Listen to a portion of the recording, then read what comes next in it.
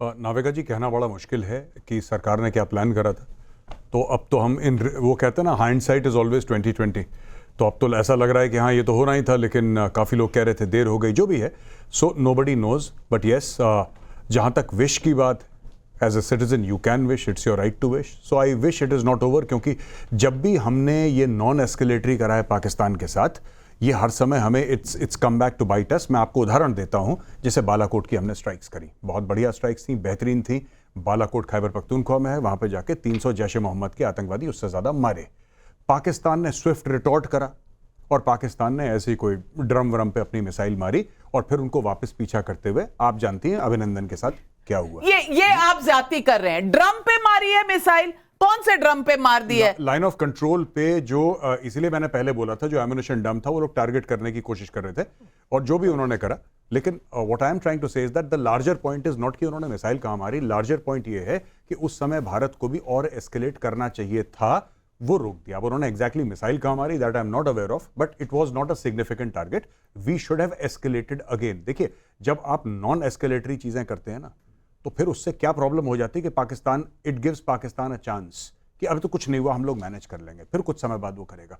आप मुकम्मल इलाज करिए, फाइनल इलाज करिए, वरना ये चीज बार बार होती रहेगी। मेरा ये कहने का मतलब था, लार्जर पिक्चर यही है। लेकिन आप फौजियों की तरह सोच रहे हैं। वहां जो गवर्नमेंट है, सिविलियन गवर्नमेंट है, उसे वर्ल्ड फोरम पे देखना पड़ता है क्या होने वाला है। लेकिन कर्नल शैलेंद्र सिंह, आप कुछ कहना चाह रहे हैं? मैं सिर्फ ये कहना चाह रहा हूँ, गौरव, यू आर राइट कि उन्होंने एक ब्रिगेड हेडक्वार्टर और एक फ्यूल डंप को टारगेट किया था, लेकिन अपने आप उन्हीं की अनाउंसमेंट थी कि हम इन दोनों टारगेट को एंगेज कर सकते थे, लेकिन हमने नहीं किया।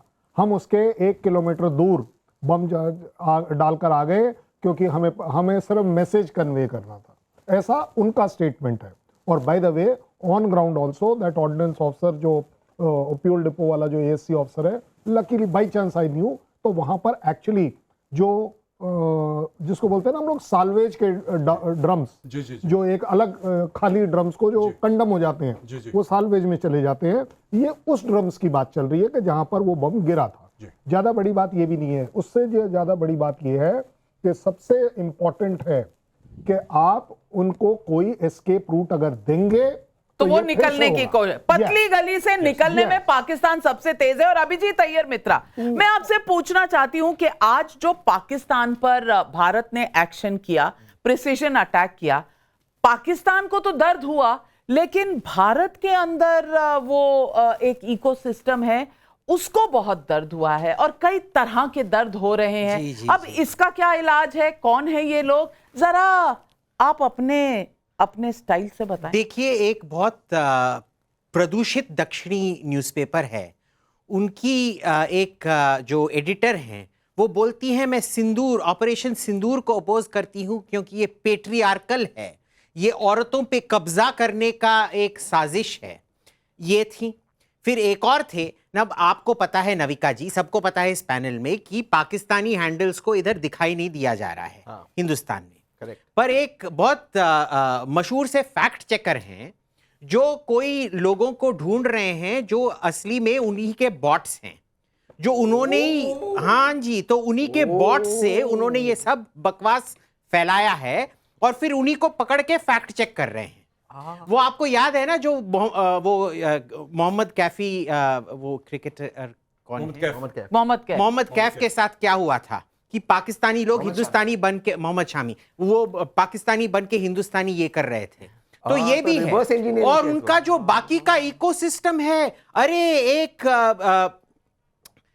कोई फ्रिंट या शिंट नाम का कोई ये है आउटलेट है, उसमें लिखा है ये फैक्ट चेकर तो मोदी के बराबर आ गए, जो मोदी देश के लिए हैं वो ये फैक्ट चेकर हैं। जाके देख लीजिए।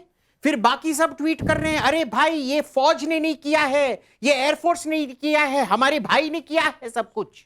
आप देख रहे हैं? नहीं, मैं बिल्कुल, मेरे ना काबिले बर्दाश्त है ये, मैं बिल्कुल ये देख नहीं रही। एक मिनट, प्रदीप भंडारी, एक शब्द, प्रदीप, एक शब्द, इतनी एक्सप्लेनेशन दी ना, आपने पूछा था तकलीफ क्या है। देखिए, एक बीमारी होती है पाइल्स, इनको पाइल्स है।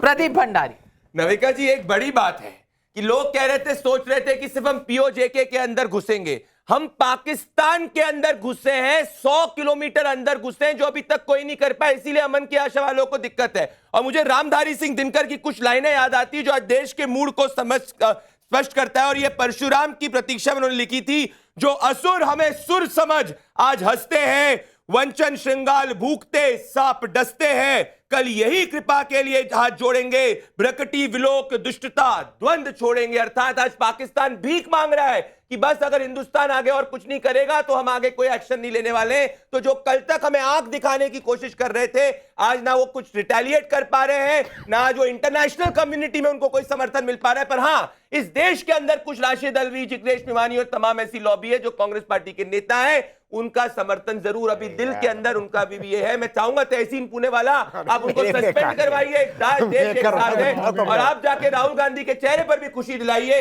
जिससे कि देश के अंदर एकजुटता दिखे। बिल्कुल। लेकिन गौरव आर्या, मैं आपसे पूछना चाहती हूं दो बड़ी चीजें। एक कि जिस तरह से ये पाकिस्तान के अंदर जाकर हमने जैश ए मोहम्मद और लश्कर ए तोयबा के सारे टारगेट जो हमने किए हैं, ये एक नया संदेश देता है। ये एक स्ट्रेटेजिक शिफ्ट है भारत की पॉलिसी में, क्योंकि अब तक हम पाकिस्तान ऑक्यूपाइड कश्मीर, जो असली में भारत का ही इलाका है, जो इलीगली पाकिस्तान ने ऑक्यूपाई किया है, हमारे सारे ऑपरेशंस लगभग यहीं पर रहे हैं। बालाकोट में हम एक कोवर्ट एक्शन के लिए गए थे और बहुत जल्दी लौट आए थे।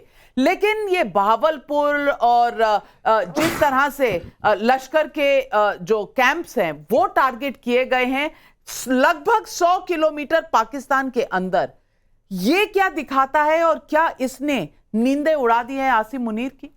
और नाविका, दो चीज़ें हैं। पहली चीज़ तो ये है कि आप बहावलपुर की बात करें या मुरीदके की बात करें, ये पाकिस्तानी पंजाब में हैं।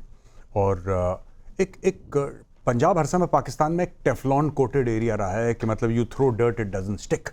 बलूचिस्तान में कितना भी खून बहे, खैबर पख्तूनख्वा में कितना भी खून बहे, सिंध में कितना खून बहे, कोई फर्क नहीं पड़ता। पंजाब को बिल्कुल सेफ होना चाहिए। एक तो ये बात है। दूसरी चीज़, इंटरनेशनल बॉर्डर। यू सी, आपने बिल्कुल ठीक बोला कि एक जगह लाइन ऑफ कंट्रोल है और लाइन ऑफ कंट्रोल में ये ठूंठा होती रहती है। ये हमारे टाइम पे भी होती थी। ये ठीक है, हाँ, जहाज़ ना पार गए हो हमारे टाइम, वो अलग चीज़ है, लेकिन फ़ौजें गई हैं पार। पाकिस्तानी पोस्ट भी ऑक्यूपाई करी हैं हम लोगों ने, यानी कि मेरा मतलब है इंडियन आर्मी ने ऑक्यूपाई करी हैं। पाकिस्तानी पोस्ट भी, उनको वहाँ से निकाला भी। तो ये सब चीज़ें तो चलती चली आई थी। इसमें बड़ा ये हुआ है कि इंटरनेशनल बॉर्डर पार करके हवाई जहाज़ गए हैं और पाकिस्तानी पंजाब में टारगेट कराए। जो स्कैल्प मिसाइल की बात कर रहे हैं ना हम लोग, हैमर और स्कैल्प की खूबसूरती। छोटी सी बात बताता हूँ, आई am not an air force officer, तो मैंने भी रिसर्च करके ही बता रहा हूँ आपको। Scalp missile has the ability to go 500 kilometres with a variation of 1 metre left और राइट। इसका मतलब कि 500 किलोमीटर दूर से अगर ये फायर करे मिसाइल और एक बड़ी खिड़की हो, ये खिड़की के अंदर घुस जाएगी। ये इसका एक्यूरेसी लेवल है। तो इस तरीके का ऑर्डिनेंस इन लोगों ने इस्तेमाल करा है। So I think this sends a clear message to Pakistan कि बॉस देखो, आप एस्केलेशन करोगे, हमारे पास और बेहतर हथियार हैं। और यही भुट्टो आज की तारीख में जो 4-5 दिन पहले कह रहा था ना कि अगर पानी नहीं बहेगा तो खून बहेगा, यही बिलावल भुट्टो आज की तारीख में क्या बोल रहा है कि the bigger they are the harder. Now he is spouting poetry.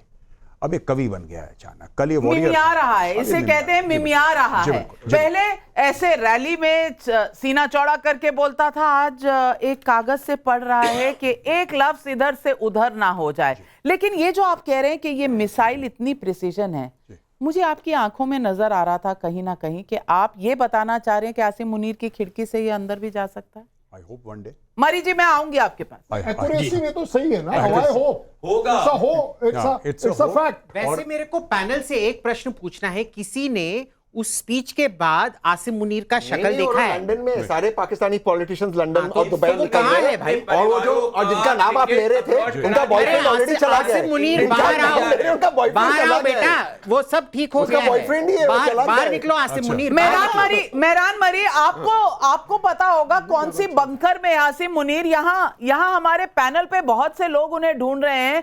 हमारी फौज, हमारी एयरफोर्स को क्या जरूरत है, ये पैनल वाले ही उनसे निपटने को तैयार हो गए हैं। मेहरान मनी, आपके पास ताजा खबर क्या है? आपको भी तो ग्राउंड से खबर आ रही होगी। चोट लगी, बेइज्जती हुई दुनिया के सामने। कितनी चोट लगी, कितनी बेइज्जती हुई?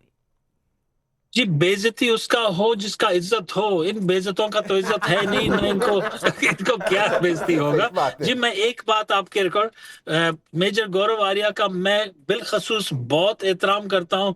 इनके वे ऑफ थिंकिंग से, इनके बातों से मैं हमेशा इत्तेफाक करता हूँ। बलोच कौम इनका बहुत इज्जत और एहतराम करते हैं। तो इन्होंने एक बात किया कि बिल्कुल अभी इंडिया को पीछे नहीं हटना है जी। अभी इंडिया नीड्स टू प्रोसीड। हमेशा इंडिया आके वो ब्रेक लगा देता लाहौर से पहले। अभी आप लोगों को मसले को हतमी अंजाम तक ले जाना है। कहां तक जाना चाहिए आप बताइए। जी, पाकिस्तान बलूचिस्तान को आजाद करना चाहिए। हम आपके बेस्ट नेबर होंगे। इन दो रोग मैं बोल रहा हूँ जी, बांग्लादेश जो है ना, ईस्ट वेस्ट पाकिस्तान फिर से बना दे। पंजाब वेस्ट पाकिस्तान होगा, वो ईस्ट पाकिस्तान होगा जी। जीने दें इनको, अपना घास फूस खाएंगे और जैसे भी जिंदगी गुजारे, जितना जो करना है। जिहादी तो अभी न चाइना इनको घास डालेगा, न चाइना इनको भीख देगा, न कोई सऊदी देगा, अगर बलूचिस्तान और ग्वादर पोर्ट और हमारे मिल्कियत इनके साथ ना हो। फिर इनको जीने दें, सारे दिन अल्लाह अल्लाह करके बैठे 2 नंबर के मुसलमान। 2 नंबर के मुसलमान। लेकिन गौरव आर्या, मेहरान मारी जो कह रहे हैं, ये कहां तक सच है और पाकिस्तान कहां तक पॉसिबिलिटी है कि इस तरह से